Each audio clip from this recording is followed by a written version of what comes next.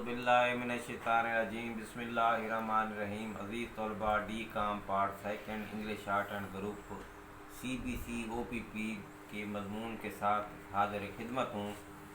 आज हमारा टॉपिक है तंजीमी चार्ट।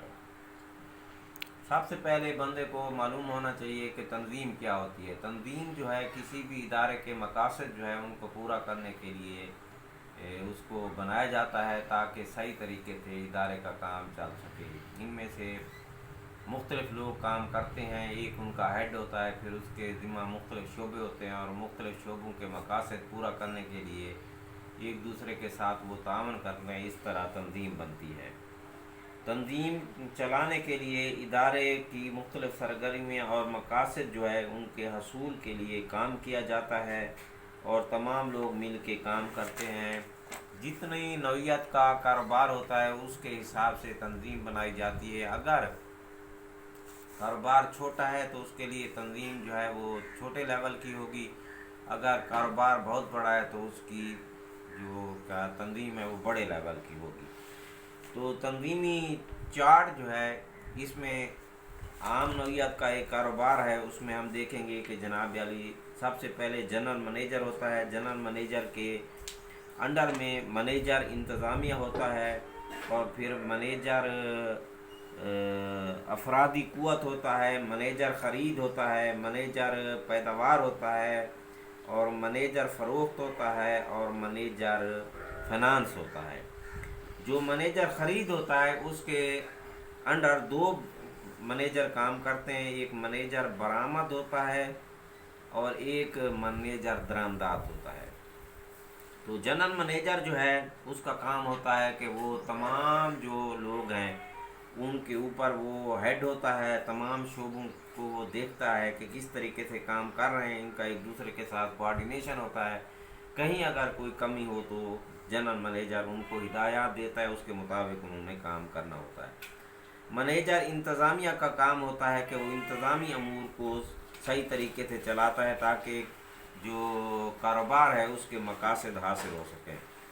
इसके बाद मैनेजर अफरादी कुव्वत होता है जो कि लेबर का मैनेजर होता है। इसका काम होता है कि लेबर को किस तरीके से भर्ती करना है, जिस किस्म की लेबर उसको चाहिए होती है उसके मुताबिक वो उसको भर्ती करता है।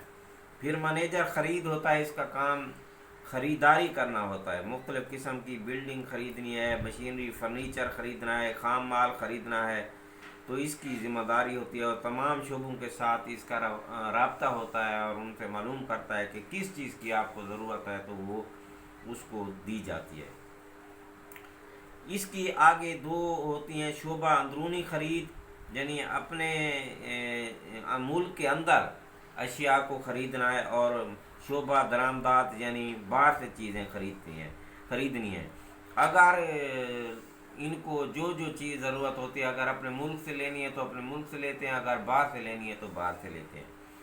फिर मैनेजर पैदावार होता है। इसका काम होता है कि जनाब वाली जो भी प्रोडक्शन है उसको उन सरगर्मियों का ये इंचार्ज होता है और मुख्तलिफ़ सरगर्मियाँ इसकी निगरानी में काम करती हैं। ये मार्केट के जायज़े लेता है और जो अशिया की मांग होती है उसके मुताबिक जो है ना अशिया के आर्डर जो है वो मसूल करता है।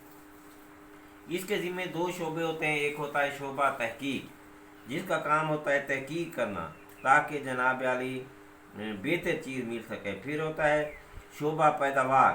तो शोबा पैदावार जो है इसका काम होता है मियारी अशिया जो है उनको पैदा करना। मैनेजर फ़रोख्त, इसकी ज़िम्मेदारी होती है कि ये चीज़ें जो है वो बेचता है।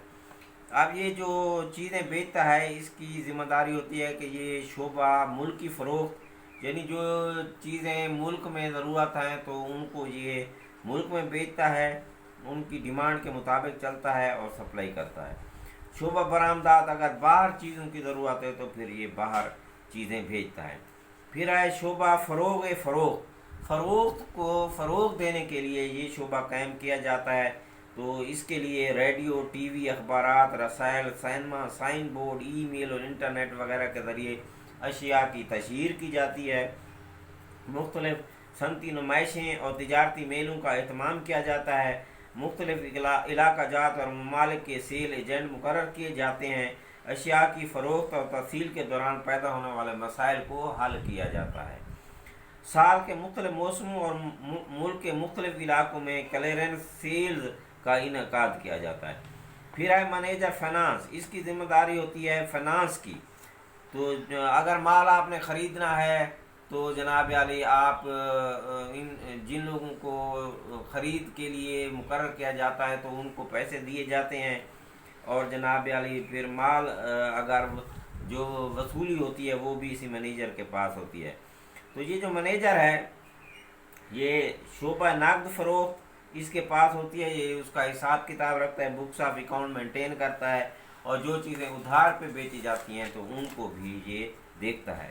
شعبہ وصولی، جو چیزیں آپ نے کیا نام ہے ادھار پہ دینی ہے تو وہ بھی آپ نے ان کی پیمنٹ وصول کرنی ہے، اور جو نقد ادائیگی ہے اس کو بھی آپ نے لینا ہے۔